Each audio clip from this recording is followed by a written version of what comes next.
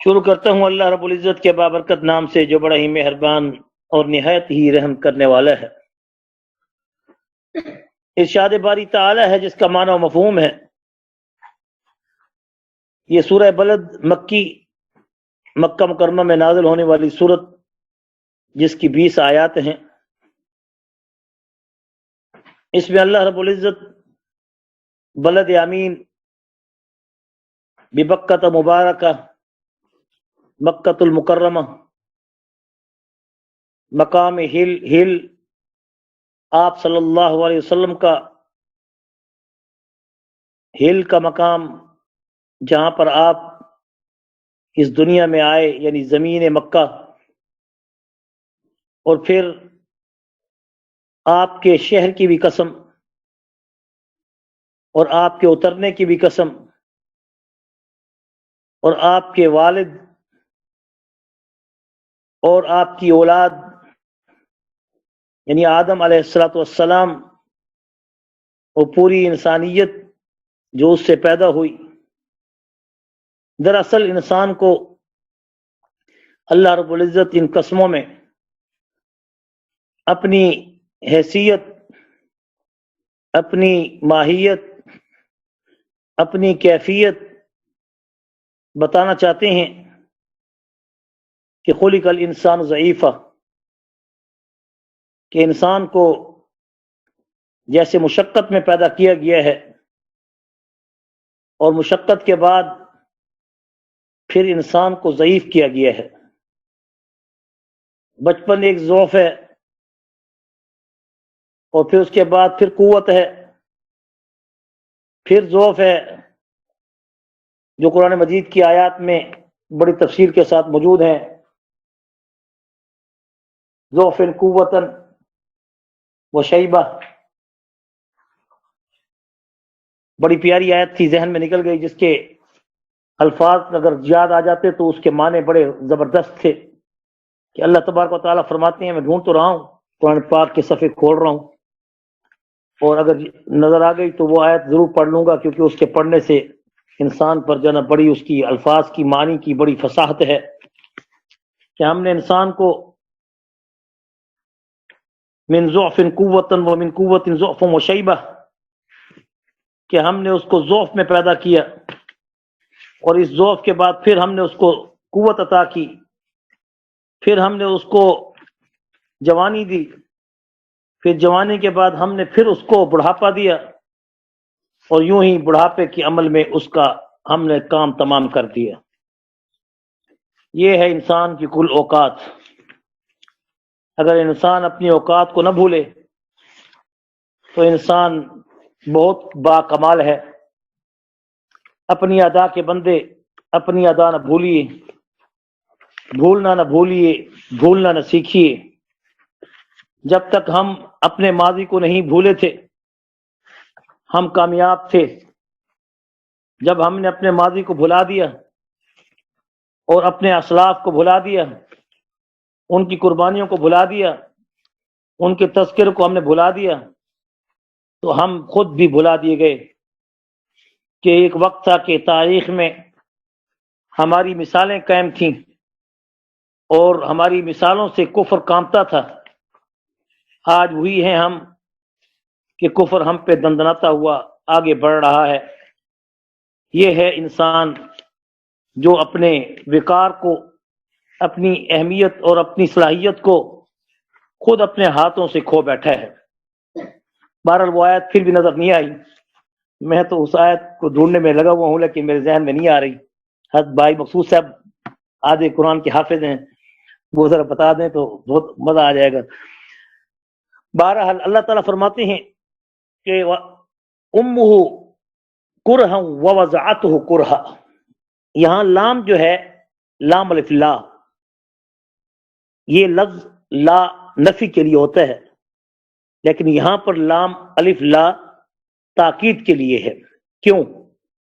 اس کی وجہ یہ ہے کہ جب کبھی کوئی شخص اپنی قسم پر یا اپنی بات پر جب وہ تاکیدی طور پر کہتا ہے، کہتے میں قسم نہیں، میں قسم کھاؤں گا نہیں، میں قسم اٹھاتا ہوں، یعنی ایک تو ہوتا ہے میں قسم دیتا ہوں، وہ اتنی تاکید نہیں، نہیں میں قسم دوں گا، نہیں میں قسم دیتا ہوں۔ اللہ اکبر، یہ اللہ تعالیٰ کی پروننسیشن ہے، یہ اللہ تعالیٰ کا لہجہ ہے، یہ اللہ تعالیٰ کا خطاب ہے کہ جہاں اللہ تعالیٰ بندوں کو کہہ رہے ہیں نہیں میں قسم دیتا ہوں اس شہر کی جس شہر میں میرے محبوب آئے، نہیں یہ قسم دینے کے قابل ہے یہ شہر کہ جس زمین پر میرے محبوب محمد مصطفیٰ صلی اللہ علیہ وسلم کے قدم رنجا ہوئے۔ وَأَنْتَ حِلٌّ بِهَذَا الْبَلَدِ، وَأَنْتَ حِلٌّ بِهَذَا الْبَلَدِ، اور قسم ہے آپ کی اے محبوب کریم صلی اللہ علیہ وسلم کہ جہاں آپ اترے اس بلد امین میں، جو اس مکان میں آپ چلے پھرے، اور آپ کے چلنے پھرنے کی قسم دیتا ہوں اس مکان کی، اس شہر کی۔ ہل عام طور پہ آپ خود پڑھتے ہیں کہ فلاں جگہ سے ہلی آدمی کے لیے مقام یہ ہے جہاں سے وہ اپنی ہل سے یعنی اپنے گھر سے وہ اپنا احرام باندھے گا، اس لیے ہل کے معنی اترنے کی جگہ جہاں وہ ٹھہرا ہے، جہاں وہ چل رہا ہے۔ ووالد وما ولد، اور قسم ہے والد کی یعنی آدم علیہ الصلوۃ والسلام کی، وما ولد، اور جو حضرت آدم علیہ الصلوۃ والسلام کی اولاد ہے، مولود ہے، اس کی۔ تاکیدی قسمیں لام الف لا کے ساتھ، بلد حرام کی عزت اور شہر کی اور رہنے کی اور بیت اللہ کی عزت و عظمت کی۔ اللہ تعالیٰ نے قسم دے کر یہ کہا کہ وہ گھر ہے کہ ومن دخلہ کان آمنا وہذا البلد الامین، یہ بلد امین ہے اور یہ جو اس گھر میں آ جاتا ہے وہ امن میں آ جاتا ہے۔ نبی کریم صلی اللہ علیہ وسلم کو اللہ تعالیٰ نے فرمایا کہ وانت حل بہذا البلد، اور قسم ہے آپ کی جبکہ آپ پھر اترے، تو آپ صلی اللہ علیہ وسلم اس مکان میں، اس گھر میں جب داخل ہوئے تو حل حلال سے بھی ہے، اور آپ کے لیے حلال کر دیا آپ کے اترنے کو جنگ کے ذریعے صرف چند دنوں کے لیے، کہ اللہ تعالیٰ نے حضور اکرم صلی اللہ علیہ وسلم کو فرمایا کہ یہ گھر بلد امین ہے، اس میں کبھی کوئی جنگ نہیں ہوگی۔ لیکن اے محبوب کریم صلی اللہ علیہ وسلم، جن لوگوں نے آپ کو اس گھر سے نکالا تھا، اب اس گھر میں آپ ان پر اپنا دبدبہ قائم کرتے ہوئے ہم آپ پر اس جنگ کو حلال کرتے ہیں، اور تیرے اس داخل ہونے کو یعنی جارحانہ، یعنی حالانکہ آپ تو فاتحانہ آئے تھے، فاتحانہ آنے کے باوجود آپ کے دبدبے کو قائم کرنے کے لیے آپ کو جنگ کی اجازت دیتے ہیں کہ آپ یہاں پر اب ان کافروں کو جن کا حکم ہو چکا ہے کہ ان کو قتل کر دو، جیسے ابن اختل کو قتل کیا گیا کہ جو بیت اللہ کے طواف، بیت اللہ کے غلاف کے اندر لپٹا ہوا تھا دیوار کعبہ سے، لیکن اللہ کے پاک پیغمبر نے تو ہر کسی کو معاف کیا۔ لا تثریب علیکم اليوم، آج کے دن کسی سے کوئی بدلہ نہیں چکایا جائے گا۔ من دخلہ کان آمنا، جو اس گھر میں آ گیا وہ بھی۔ من دخل دار ابی سفیان، ابو سفیان کیونکہ ان کے سردار تھے، اب ایمان نہیں لائے تھے، لیکن حضور نے ابو سفیان کا نام کیوں لیا کہ جو بھی اس کی پناہ میں آ گیا اس کو بھی ہم امن دے دیں گے۔ ابو سفیان کی عزت کیوں کی گئی کہ وہ سردار مکہ تھے، سردار قریش تھے، لیکن دراصل ان کی عزت اس لیے کی گئی کہ اللہ تعالیٰ نے ان کے دل کو، ان کے من کو پاک رکھا تھا کہ وہ حضور کے بارے میں اگرچہ دشمن تو ضرور تھے قبل از اسلام، لیکن گستاخ نہیں تھے۔ ابو جہل گستاخ تھا، ابن اختل گستاخ تھا، ورنہ جہاں اللہ کے پاک پیغمبر صلی اللہ علیہ وسلم ابن اختل کو قتل کرنے کا حکم دے رہے ہیں، وہاں پر ابو سفیان بھی تو زندہ تھا اور وہ دشمن تھا، مسلمان تو نہیں ہوا تھا۔ اکرمہ بن ابی جہل کون تھے؟ ابو جہل کے بیٹے تھے۔ بہت بڑا واقعہ، مشہور واقعہ ہے، ترمذی شریف میں اس کو مفصل سے لکھا گیا ہے کہ وہ جب ان کی بیوی ام حکیم آ کر حضور کے ہاتھوں پر ایمان قبول کرتی ہے تو وہ اپنے میاں کے بارے میں کہتی ہے کہ یا رسول اللہ، آج آپ کے کرم کو دیکھ کر لوگ ایمان قبول کر رہے ہیں اور کچھ آپ کے خوف سے خودکشی پہ مجبور ہو گئے ہیں کہ مرنا تو ویسے بھی ہے، سمندر میں چھلانگ لگا کے کیوں نہ مر جائیں۔ اکرمہ بن ابی جہل، ابو جہل کا بیٹا اکرمہ میرا خاوند، وہ آپ کے خوف سے مجھے کہہ کے جا رہا ہے کہ میں خودکشی کے لیے سمندر میں چھلانگ لگانے جا رہا ہوں۔ کیونکہ اس محمد نے مجھے چھوڑنا تو ویسے ہی نہیں ہے. میں آپ سے پناہ اس کی امان مانگتی ہوں. آپ رحیم و شفیق نبی ہیں، میری وجہ سے اس کو امان دے دیجیے. حضور نے فرمایا جاؤ، اس کو امان ہے. آپ اس کو امان دے دیتی ہیں. وہ کہتی ہے یا رسول اللہ کہ وہ نہیں مانے گا، اگر میں اس کو کہوں گی بھی صحیح تو اسے یقین نہیں آئے گا، مجھے کوئی نشانی دیجیے. تو حضور نے فرمایا یہ میری پگڑی لے کے جاؤ. حضور نے اپنی پگڑی مبارک، پگ مبارک ابو جہل کے بیٹے اکرمہ کے لیے اس کی بیوی کو ام حکیم کو دی. کہا لے جاؤ. اتنے شفیق نبی، اتنے کریم نبی. تو حضور علیہ الصلوۃ والسلام کی وہ پگڑی ام حکیم لے کے چلتی ہے اور دوڑتی ہے، اور جب اس کے قریب جا کے آوازیں کس کے کہتی ہے خدا کے لیے ٹھہر جاؤ، میں امان لے کے آئی ہوں حضور کی طرف سے. اس نے ایک ہی جواب دیا کہ مجھے امان کے لیے کوئی نشانی دو. اس کو پتا تھا کہ وہ نشانی مانگے گی. انہوں نے کہ یہ حضور کی پگڑی مبارک لے کے آئی ہوں. اس نے حضور کی پگڑی کو اپنے سینے سے لگایا. اس سینے سے لگانے کی برکت یہ ہوئی کہ اس کے دل کے اندر جتنی غلاظت تھی اللہ نے نکال دی.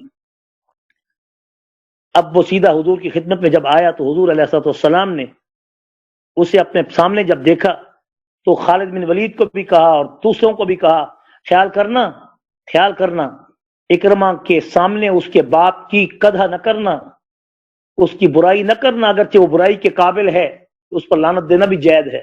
ابو جہل بہت بڑا دشمن تھا، لیکن اس کے بیٹے کے سامنے نہ کہنا تھا کہ اس کا دل نہ دکھے.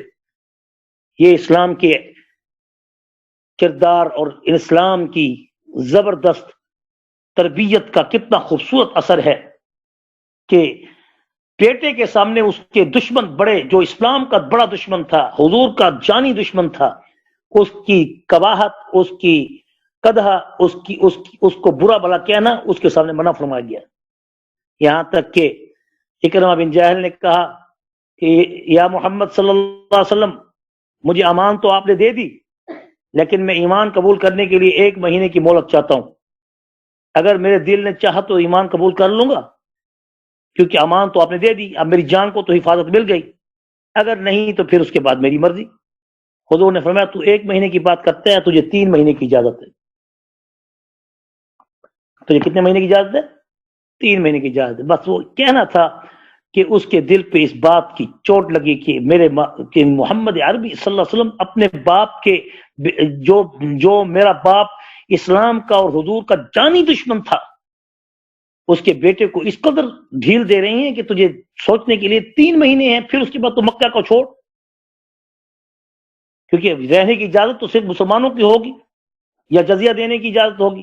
بہرحال مختصر، اکرمہ بن ابی جہل اسی وقت اس بات کو سن کے، حضور کے اخلاق کو، حضور کے پیار کو سن کے فوراً مسلمان ہو جاتے ہیں، ایمان قبول کر لیتے ہیں. یہ ہے حضور کے آنے کی ہل کہ اب آپ کے لیے اجازت ہے. تو اس اجازت میں آپ جیسے ابن اختل اس کپڑے میں غلاف میں لپٹا ہوا تھا، آپ نے اس کو قتل کرنے کے لیے حکم دیا کہ اللہ نے میرے لیے وَأَنْتَ حِلٌّ بِهَذَا الْبَلَدِ، کہ اللہ نے میرے لیے اس مخصوص دنوں کے لیے مکہ کے اندر قتل و قتال کو اور خون کرنے کو حلال قرار دیا ہے. اس لیے ابن اختل کو بیت اللہ کے دیوار کے ساتھ ہی ذبح کر دو. مگر ابو سفیان کو قتل کرنے کا حکم نہیں کیا، بلکہ کیا کہا؟ من دخل دار ابی سفیان فهو آمن. جو لوگ ابو سفیان رضی اللہ عنہ کی شان میں گستاخی کرتے ہیں، اگر نبی کریم صلی اللہ علیہ وسلم کو اللہ کی طرف سے غیب کی خبریں بھی ہو جایا کرتی تھیں، اگر وہ منافق تھے نعوذ باللہ من ذالک، یا صرف دبدبہ اسلام کی وجہ سے ڈر کے مارے اسلام قبول کیا تھا، جیسا کہ یہ لوگ کہتے ہیں کہ ابو سفیان ڈر کے مارے اسلام قبول کر کے آئے تھے، تو پھر نبی کریم صلی اللہ علیہ وسلم کو یہ علم نہیں تھا، اللہ تعالیٰ نے یہ خبر نہیں دی تھی. جبکہ اس وقت ابن اختل کو قتل کیا جا رہا تھا اور کچھ اور بھی تھے جن کو قتل کیا گیا تھا. بہرحال یہ سب کچھ اس بات کی دلیل ہے کہ وَأَنْتَ حِلٌّ بِهَذَا الْبَلَدِ، ہم نے اس مکہ شہر کو جو امن والا شہر ہے، ہم نے چند دن کے لیے آپ کے لیے حلال کر دیا تھا کہ اس میں آپ قتل کر سکتے ہیں. پھر اس کے بعد آپ نے فرمایا آپ قیامت تک کے لیے حرم کی سرزمین کو قتال سے میں نے پاک کر دیا ہے. یہاں پر کوئی کسی بھیڑ کو بھی قتل ذبح نہیں کرے گا، مارے گا نہیں، کسی پرندے کا شکار بھی نہیں کرے گا. یہ اتنا پاک اور حرم کی جگہ ہے، جیسے مسجد حرم ہے اس طرح مسجد نبوی ہے، اور اس کی ارد گرد بھی اللہ تعالیٰ نے یعنی حرمت کے یعنی حرام یعنی قرار دے کر حرمت والے جگہ بنا دی ہے۔ ایسی مکہ مکرمہ کی بھی تعین فرشتے جبرائیل اپنے نے آ کر نشانات لگا کر حضور کو بتا دیا تھا کہ یہاں تک یہ حرم کعبہ ہے اور یہاں تک یہ حرم نبوی ہے۔ ووالد وما ولد، اور باپ کی قسم اور مولود کی بھی قسم جو پیدا ہونے والا ہے، یعنی آدم کی بھی قسم اور آدم کی اولاد کی بھی قسم، کتنی عزت والی شان والی ہے یہ امت اور یہ بندے جو اللہ ان کی قسمیں دے رہا ہے۔ لقد خلقنا الانسان فی کبد، تحقیق سچی اور پکی بات ہے کہ ہم نے انسان کو بڑی مشقت میں ڈالا ہے، مشقت کے اندر پیدا کیے ہیں۔ حملت امہ کرہا ووضعتہ کرہا، ایک تو جس وقت وہ اپنے پیٹ میں لے کے چلتی ہے اس وقت بھی وہ ایک مشقت میں ہے، اور پھر ووضعتہ کرہا، اور جس وقت وہ بچہ جنتی ہے تو اس وقت بھی وہ کرہا، وہ مشکل میں اور مشقت میں ہوتی ہے۔ یہ اللہ تعالیٰ کی طرف سے یہ بچے جننے کی حملت امہ کرہا ووضعتہ کرہا، یعنی ماں کے حمل کے دوران بھی مشقت اور جننے کے وقت بھی مشقت۔ اور جب انسان بڑا ہوتا ہے پھر اس کے بعد وہ یہ کیا سمجھتا ہے کہ بس اب طاقتور میں ہو گیا ہوں۔ اللہ کہتا ہے تم اپنی اوقات کو تو جان، کیوں بھول جاتا ہے فوراً؟ کیا تیرے سامنے یہ پروسیس نہیں ہو رہے؟ کیا تو اس پروسیس سے ہو کے نہیں آیا؟ تو کیا آسمانی اوپر سے اترا ہوا سانچے میں ڈھلا ہوا تو نہیں تھا؟ تو پھر کس چیز نے تجھے فخر و تکبر میں ڈال رکھا ہے؟ یا ایھا الانسان ما غرک بربک الکریم، کس چیز نے تجھے تکبر میں ڈال رکھا ہے کہ اس غرور اور تکبر میں تو اپنے رب کے سامنے بھی اکڑتا ہے؟ اللہ کہتے ہیں ایحسب ان لن یقدر علیہ احد، کیا تو یہ گمان کرتا ہے؟ حاسب یحسب کہ معنی ہے گمان کرنا، حساب کرنا، گمان حساب برابر ہوتا ہے، حساب بھی کسی چیز کے گمان کے ساتھ ہوتا ہے۔ ایحسب، کیا تو یہ گمان کرتا ہے ان لن یقدر علیہ احد کہ ہرگزن، لن یعنی معنی ہرگز کے معنی میں ہے، یقدر قدرت نہیں رکھے گا کوئی بھی، علیہ اس کے اوپر، احد کوئی بھی نہیں ہے اب اس بندے پر جس کو ہم نے اب جوان کر دیا، قوت میں مضبوط کر دیا، کھڑا کر دیا، بازو میں طاقت دے دی، زبان میں اس کی للکار دے، یعنی اب وہ اپنے آپ کو یہ سمجھتا ہے کہ وہ شتر بے مہار ہے۔ خبردار، وہ شتر بے مہار نہیں ہے۔ کیا اس کی بانگ کسی اور کے ہاتھ میں نہیں ہے؟ ہاں ہے۔ کیا وہ یہ سمجھتا ہے کہ اللہ یقدر علیہ، کوئی بھی قدرت نہیں رکھتا اس کے اوپر؟ کوئی بھی ہے ایک ذات جس نے اس کو اپنی بانگ میں رکھا ہوا ہے اور وہ اس کی لگام میں ہے۔ یقول اہلکت مالا لبدا، اب وہ کہتا ہے کہ میں نے اپنا مال لیا اور میرا مال ہے، میں جیسے بھی خرچ کروں، ڈھیروں مال میرا ہے، جہاں بھی خرچ کروں میری مرضی۔ خبردار، لبدا کے معنی ڈھیروں، اہلکت کے معنی خرچ کرنا۔ کیا میں جو ہلاک کر رہا ہوں یعنی خرچ کر رہا ہوں مال کو، لبدا ڈھیروں، میری مرضی؟ وہ کہتے ہیں میرا مال ہے، میں ہی خرچ کر رہا ہوں، میں نے بہت سا مال ہلاک کر دیا، خرچ کر دیا۔ ایحسب ان لم یرہ احد، کیا وہ یہ گمان کرتا ہے کہ اس کو کوئی نہیں دیکھ رہا؟ کوئی اس کو نہیں دیکھتا۔ اب اس شخص سے کیا مراد ہے؟ کون سا وہ شخص تھا جس کو وہ نہیں دیکھتا؟ ایک شخص تھا، شاعر تھا، جو کہ مکہ مکرمہ میں رہتا تھا۔ لوگوں نے اس کو حضور کے پاس جانے سے روکا کہ کہیں وہ شخص کہیں حضور علیہ السلام کے پاس جا کر کہیں وہ آشا، اس کا نام تھا آشا، اور وہ حضور علیہ السلام کو دیکھ کر جب اگر خدا نہ خواستہ وہ آپ کے اخلاق کریمہ کو دیکھ کر اگر وہ کچھ قصیدہ کہہ دیا اس نے تو پھر تو لوگ اس کے متقید ہو جائیں گے، کیونکہ اس کے بارے میں مشہور تھا کہ ایک شخص تھا، اس کی بیٹیاں تھیں اور وہ غریب تھا، کوئی اس کے گھر میں نہیں آتا تھا اس کی بیٹیوں کو لینے کے لیے۔ تو انہوں نے کہا کہ تجھے مشورہ دیتے ہیں کہ آشا الف عین شین، یہ آشا شہر کو، آشی شہر کو یا آشا شاعر کو اپنے گھر میں دعوت دو اور خوب اس کی دعوت میں خوب اس کی پذیرائی کرو، پھر اس کے بعد وہ آپ کے حق میں قصیدہ کہہ کے آپ کی عزت کو بڑھا دے گا۔ تو ایسے ہوا، انہوں نے اس شخص کی دعوت کرنے کے بعد جب وہ اس کے گھر میں آیا تو انہوں نے جب آؤ بھگت کی اس کی، تو اس نے بے ساختہ اس کی زبان سے اشعار نکل پڑے، اور لوگ اس وقت اشعار کے دل دادا تھے، انہوں نے جب اس کے اشعار سنے تو اس کا دھوم دھام، اس کا نعرہ کونے کونے میں پہنچا، تو بادشاہ نے اس کی بیٹیوں سے نکاح کرنے کے لیے اس کو جنا خطبہ دیا، یعنی پیغام نکاح بھیجا۔ یہ تھا وہ عاشا کہ جو آپ صلی اللہ علیہ وسلم کی خدمت سے اس کو روکا گیا۔ وہ حضور صلی اللہ علیہ وسلم سے ملاقات کرنا چاہتا تھا، مگر مشرکین نے اس سے اس لیے روکا کہ کہیں ملاقات کرنے کے بعد وہ اسلام سے متاثر ہو کر کہیں وہ شخص حضور کی تعریف میں زبان نہ کھول دے۔ بہرحال اللہ تعالیٰ فرماتے ہیں کہ اللہ کو پتہ نہیں ہے کہ تم جس شخص کو روک رہے ہو، کیا اس کو اللہ نے نہیں دیکھا؟ تم یہ گمان کرتے ہو کہ اس کو کسی نہیں دیکھا؟ اَيَحْسَبُ أَن لَّمْ يَرَهُ أَحَدٌ أَلَمْ نَجْعَل لَّهُ عَيْنَيْنِ وَلِسَانًا وَشَفَتَيْنِ وَهَدَيْنَاهُ النَّجْدَيْنِ فَلَاقْتَحَمَ الْعَقَبَةَ وَمَا أَدْرَاكَ مَا الْعَقَبَةُ۔ کیا انسان یہ گمان کرتا ہے کہ اسے کسی نے نہیں دیکھا؟ اس کو دیکھنے والی پہلے تو اس کی اپنی آنکھیں ہیں۔ أَلَمْ نَجْعَل لَّهُ عَيْنَيْنِ، کیا اس کے پاس دو آنکھیں نہیں ہیں جس سے وہ دیکھ نہیں رہا؟ جس سے وہ خود دیکھ رہا ہے تو اس کو بھی کوئی دیکھ رہا ہے۔ اگر اس کی آنکھوں میں کوئی نور ہے تو اس نور کو بھی دینے والا کوئی موجود ہے۔ جن آنکھوں کے نور سے وہ دیکھ رہا ہے، اگر اس کو عقل ہے تو وہ یہ سمجھ سکتا ہے کہ اس کو بھی دیکھنے والی ذات کوئی موجود ہے۔ یہ آنکھیں انسان کے دیکھنے کے لیے ضرور ہیں، مگر یہ دیکھنے کے ساتھ انسان کو پیغام دے رہی ہیں کہ تجھے بھی دیکھنے والی کوئی آنکھ تیرا پیچھا کر رہی ہے۔ وَلِسَانًا وَشَفَتَيْنِ، اور یہ بے لگام جب بولتا ہے تو اپنی 6 انچ کی زبان کو 6 فٹ کے بدن میں وہ اتنا بے مہار کر دیتا ہے۔ سوچنا چاہیے، ایک بہت بڑے عالم گزرے ہیں سجاد، مفتی سجاد صاحب، دارالعلوم دیوبند کے ہیں غالباً، ان کا میں بات سن رہا تھا تو انہوں نے کہا کہ دیکھو انسان کا وجود جو ہے 6 فٹ ہے، اور 6 فٹ کے انسان میں زبان کتنی ہے؟ 6 انچ ہے۔ ذرا سمجھا کرو، پتہ ہونا چاہیے آپ کو، 6 انچ ہے۔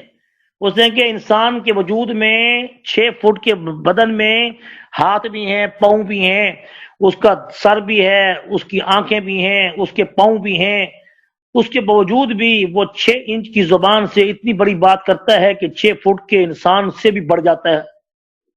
بڑا ہی بے وقوف ہے انسان کہ اپنے جسم کی 6 انچ کی زبان سے وہ 6 فٹ سے بھی بڑھ کے بات کرتا ہے۔ ہمیشہ انسان کو اپنی زبان کی جو لینتھ ہے اس کے مطابق اس کو زبان چلانی چاہیے اور زبان بولنی چاہیے، اس سے زیادہ زبان کا استعمال نہیں کرنا چاہیے۔ اللہ تعالیٰ فرماتے ہیں قرآن مجید میں سورۃ کاف کے اندر کابر مقتا عند اللہ ان تقولوا ما لا تفعلون، کہ چھوٹا منہ اور بڑی بات، اللہ تعالیٰ بھی کہتے ہیں قرآن میں کابر مقتا، بڑی بات کہتے ہیں عند اللہ، اللہ کے ہاں، اور اس زبان سے جو لفظ چھوٹا سا نکالتا ہے اتنا بڑا، کہ جو 6 انچ کی زبان ہے اور اتنا بڑا دعویٰ کر دیتی ہے۔ ما یلفظ من قول الا لدیہ رقیب عتید، اس لیے زبان کو لگام میں رکھو اور ذکر میں مذکر رکھو تاکہ اس کو موقع ہی نہ ملے کوئی ایسی بات کہنے کا کہ جس سے کرامن کاتبین اس کو لکھ لیں۔ اس لیے اللہ فرماتے ہیں الم نجعل لہ عینین، کیا تمہاری 2 آنکھیں نہیں ہیں؟ ولسانا، اور زبان نہیں ہے؟ وشفتین، اور ہونٹ نہیں ہے 2؟ ہونٹوں سے زبان کا درمیان 2 شتیروں کے چلنا کوئی آسان کام ہے؟ کون ہے ایک جس کے اندر ہڈی نہیں اور وہ ہڈی جیسی اور لوہے جیسی چیزوں کو توڑ کے رکھ دیتی ہے؟ زبان جس میں ہڈی نہیں، نہ اس کے اندر ہڈی ہے، نہ لوہے ہے، نہ کچھ ہے، لیکن یہ زبان جو ہے لوہے کو بھی کاٹ دیتی ہے، ہڈی کو بھی توڑ دیتی ہے، جس میں انسانی کو بھی پھوڑ دیتی ہے، انسان کے دل کو بھی دکھا دیتی ہے۔ جراحات السنان لہتیام ولا یلتام ما جرح اللسان، حضرت جامی رحمۃ اللہ علیہ نے اپنی شرح جامی میں اس شعر کو لکھا کہ جراحات السنان، اونٹوں کے کوہان ہوتے ہیں، ان کو پہلے وقتوں میں جب حاجی حج کے لیے جاتے تھے تو ان کو چھوڑ دیتے تھے، وہ ایسے طرح چلتے چلتے وہ بھی حرم میں پہنچ جاتے تھے، تو ڈاکو لوگ ان جانوروں کو ہاتھ نہیں لگاتے تھے جن کے کوہان کٹے ہوتے تھے، یا جن کے قلادے ہوتے تھے گلوں کے اندر، جیسے بکریاں وغیرہ، بھیڑ وغیرہ، تو ان کو ہاتھ نہیں لگاتے تھے. ان کو بھی احترام تھا کہ یہ حرم کی طرف جانے والے جانور ہیں جو اللہ کے نام پہ ذبح ہوں گے. اور وہ کوہانوں کو اس لیے کاٹتے تھے کہ اس کا جو زخم ہوتا تھا وہ 3 مہینے بعد، 4 مہینے بعد وہ مندمل ہوتا تھا، تب جا کے بند ہوتا تھا. اس لیے وہ کوہان کو تھوڑا سا کاٹتے تھے تاکہ اس اونٹ کو راستے میں کوئی چور ڈاکو ہاتھ نہ لگائے اور وہ اس کے چیرے ہوئے کوہان کو دیکھ کر حرم کی طرف چلنے والے جانوروں کو ادب کی نگاہ سے چھوڑ دے.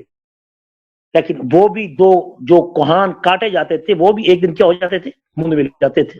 تو شرح جامی میں جامی رحمۃ اللہ علیہ نے شعر کو لکھا کہ جراحات السنان، جو تلوار کے پھٹ، جراحات السنان وہ جو کہ اونٹوں کے کوہانوں میں کاٹے جاتے تھے وہ بھی ایک دن زخم مل جاتے ہیں. ولا یلتام ما جرح اللسان، لیکن جو زبان کا زخم جس کے دل پہ لگا ہو وہ زخم کبھی ہرا نہیں ہوتا. اس لیے اپنی زبانوں کو لگام میں رکھو، اور لگام میں رکھنے کے لیے سب سے بہترین طریقہ یہ ہے کہ کثرت سے ذکر کرو، کثرت سے قرآن کی تلاوت کرو. کوئی محفل ایسی ہو جس میں آپ کو خطرہ ہو، تسبیح ہاتھ میں لے لو، استغفار کثرت سے پڑھنا شروع کر دو. جب تک باتیں ہوتی رہیں تم اپنا ذکر کرتے رہو، یہاں تک کہ اللہ تمہیں حفاظت سے وہاں نکال دے.